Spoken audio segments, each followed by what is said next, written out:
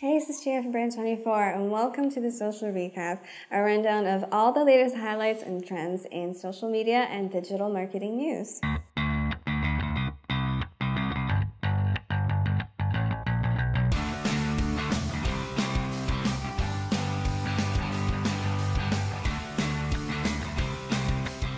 So let's start with Twitter. It might be time to change your Twitter password because the platform recently made a small announcement to inform their users that a bug in their system had allowed user passwords to be stored in plain text inside an internal log. So normally, user passwords they're hashed or encrypted using random numbers, characters, and symbols before being stored in the system. This allows users to log in without having to reveal their actual passwords.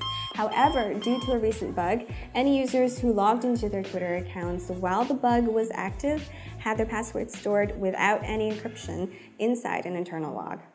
So the bug didn't really last very long and it was fixed, but if you're a regular Twitter user or someone who uses the same password for multiple platforms, then this is the perfect time to go ahead and just change that password. So last time we talked about YouTube removing approximately 8 million violent extremist ads from their platform. Well, recently the platform also went ahead and they just took down hundreds of entire videos that promoted a homework cheating site. So a company called EduBirdie, which is an essay writing service for students, had been sponsoring hundreds of popular YouTube channels to promote their services. So basically, YouTube influencers were getting paid to promote a company that helps students cheat in school. So it's not really illegal to sell papers, but it does violate YouTube policies which prohibit the promotion of academic aids. This includes any test-taking and paper writing services. So hundreds of videos promoting EduBirdie were removed. Some individual channels even had more than 100 videos taken down, and over 700 million views were generated by these videos in total. So according to Google, 60% of businesses don't have online booking set up, which means that Google Assistant cannot book appointments for you online. But now that will no longer be an issue because Google Assistant has learned how to make appointments for you over the phone. So through the advancements of AI, Google Assistant has learned how to call a business up and schedule an appointment for you. The speech sounds natural and responds in real time with all the right intonations that make it really hard to tell if you're talking to a human being or a computer. And when a demonstration was given of Google Assistant calling a hair salon to make an appointment for a haircut, the assistant even responded with a long when it was asked to hang on for a moment, throwing in a few and hms every now and then, just like a regular person would do. a.m. and 12 p.m. Depending on what service she would like. What service is she looking for? Just a woman's haircut for now. Okay, we have at 10 o'clock. And even John Legend's voice will be available in Google Assistant later this year. So who knows, Mr. Legend himself might be booking your next haircut. So we talked about the rise and development of visual search in an earlier episode of the Social Recap. So Google Lens is at the helm of this technology, especially in terms of mobile applications. Other giants like Amazon and Facebook are also working on visual search for their platforms, but their developments they're more geared towards businesses in terms of advertising networks and data centers. Google Lens, on the other hand, is providing more individual, consumer-friendly components of visual search. So Google Lens is essentially a visual search engine that lets users search, learn about, and visually augment the world around them. Basically, you just point your camera at an object and Google Lens will tell you all about it, what it is, where it's from, how to visit it, and where to buy it. So Google Lens is accessible via Google Assistant and is also being integrated into cameras for select Android devices such as Google Pixel, along with other devices like Motorola, LG, Xiaomi, and others. Beyond that, Google Lens is also finding application in other areas.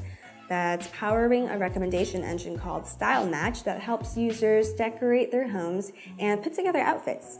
So finding utility in AR for Street View in Google Maps is another use. I like this one because whenever I'm in a new city, I use Google Maps to find my way, but it can be hard to position at first. So I just end up walking around a little circle until the direction that I'm walking in matches the arrow. With AR for Street View, we'll be able to see what the surroundings should look like, so you don't have to just circle around first. And now there's also Google Lens's ability to parse text. So for example, if you're traveling abroad and you're having a tough time reading a street sign in a foreign language, you can use Google Lens to just snap a picture and translate it immediately. And also do the same for big chunks of text in a book or from a menu at a restaurant, all in real time. So a few different companies are developing visual search, but Google Lens's approach stands out because it's a lot more focused on individual consumers instead of big companies and their advertising departments. So this isn't the only development from Google. Their recent Google I/O keynote revealed a slew of other developments, most of them powered by AI. So first, there's Smart Compose in Gmail, which suggests phrases in real time as you're typing up an email message. So if your subject line is Sunday brunch, Smart Compose would suggest text like, "Let's meet for brunch," and "Does Sunday work for you?" So next, Google Home is also getting smarter and pairing audio search with visual search. So if you request directions on how to change a tire, you'll get text directions along with a video that walks you through it. A similar AV search will be available for Android devices this summer and on iOS later in the year. So another development is designed to stimulate productivity. Android P will show you how you spend your time online, and you can also set up an app timer, and then Android P will fade out the app once you've reached that limit. Plus, you'll be able to set your phone to Do Not Disturb mode just by putting it face down and designate a time for your wind down mode, at which point your phone will just turn to grayscale, and that's supposed to help your brain relax. Android P beta is currently available on a few select devices. So a few significant news-related development comes in the form of full coverage. To fight fake news and give audiences a more complete look at a single story, full coverage will show audiences coverage on the same story from various news sources, so we know what everybody is saying about this one thing. Android P is also good at conserving energy. It uses machine learning to figure out which apps you use and when you use them, just so it can figure out the best way to conserve energy and extend your battery life. And it looks like Google might be giving Yelp a run for its money. If you rate the restaurants you visit on Google, it will try to learn from your ratings and give local restaurants in your surrounding area a match score based on your preferences. So if you've been giving pizza places really high ratings and burger joints lower ones, Google might assign nearby pizza places that you haven't rated yet with high match scores just for you. So self-driving cars are not going anywhere. Waymo is Google's self-driving car project, and they're focusing on pedestrian safety this year. One of Uber's self-driving cars was involved in an accident that killed a pedestrian in March, so Waymo is taking every precaution it can to make sure that this doesn't happen with their vehicles. They're planning to make their self-driving cars available to Phoenix, Arizona residents later this year. And Facebook recently had a big conference, their almost annual F8 conference, and they made just a few little announcements. So firstly, they've reopened their app review process for applications and chatbots. They paused it for a little while following the Cambridge Analytica data leak, but they finally reopened it after developing newer, stricter, and more comprehensive guidelines. So the platform is also releasing 3 new products for Facebook Messenger. That's AR, natural language processing, and M suggestions for English-Spanish translations inside the Facebook Marketplace to be used between buyers and sellers. And another development is a feature called Clear History. Facebook users will be able to see and delete the data that Facebook collected from websites that use their ads and analytics tools. And a new Groups tab is on the way. So the feature will make it easier for users to manage their groups and include a watch party that lets groups watch and discuss videos together. Plus, the platform is also developing a Groups plugin that will let developers invite people to join their Facebook groups from a website or email directly. And some good news for app developers. Facebook and Instagram are now allowing third-party apps to share screenshots of their apps directly to their platforms.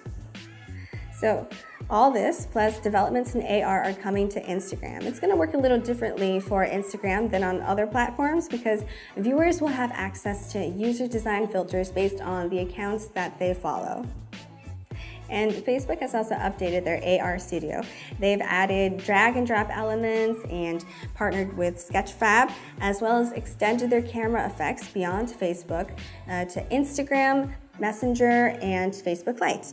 So Facebook's Oculus Go VR headset is also now available to the public. It has over 1,000 games, experiences, and apps that were available in Gear VR, along with 4 new apps that are designed to give you new ways to experience VR with friends and just generally connect you with your favorite entertainment.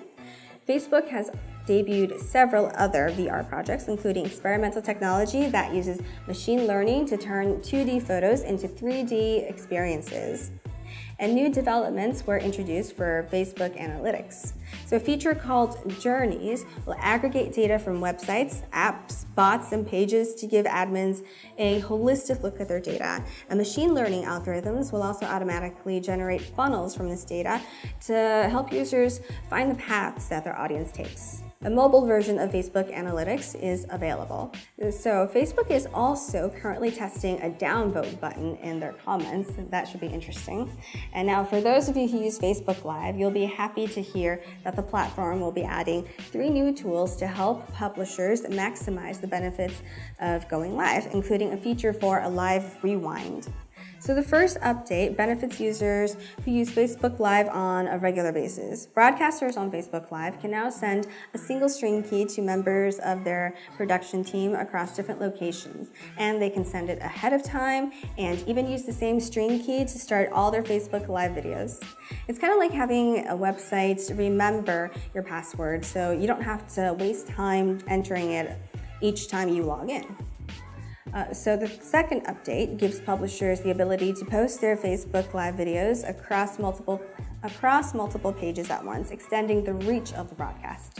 The World Surf League tested this and posted a Facebook Live video across 3 different pages: their main page, on a sponsors page, and on one of their athletes' pages. So the live video got 1.5 million views, 4,500 shares, and over 500,000 minutes watched, which is really good. The third update is Facebook Live Rewind, which lets viewers replay an earlier moment from the Facebook Live that they're watching without missing out on the live experience. So viewers will be able to rewind a live video even while it's live. This was a highly requested feature, especially since platforms like YouTube already offer it. So Facebook has also made a few improvements to help publishers who create Facebook videos that are not live. Now, one of the most important issues for any video is audience retention, and creators need to be able to identify key moments in the video that grab the audience's attention, as well as when they start to lose people, which is why Facebook is adding 3 new metrics to the Video Insights page. So the first metric is followers versus non-followers. This will tell you about audience retention in terms of viewers who are following your page and those who are not. The second metric is audience demographics, which breaks down the gender of your audience. And the third metric is a zoom chart, which uses a line graph to visually show you how these key moments, what they look like when your audience was really interested in your content, as well as the moments when you started to lose them.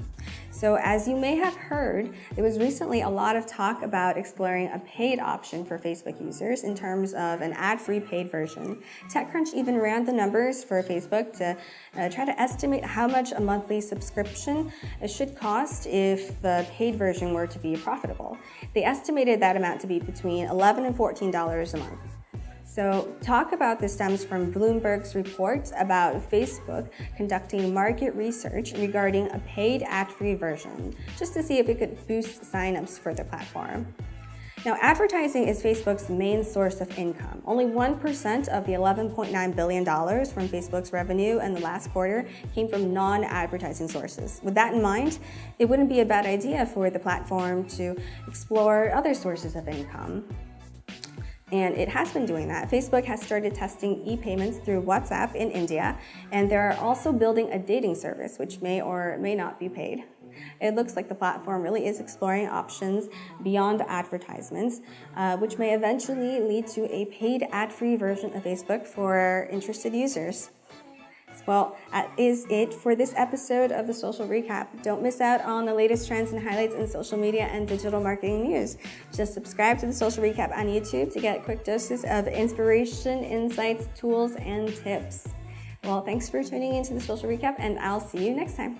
Bye.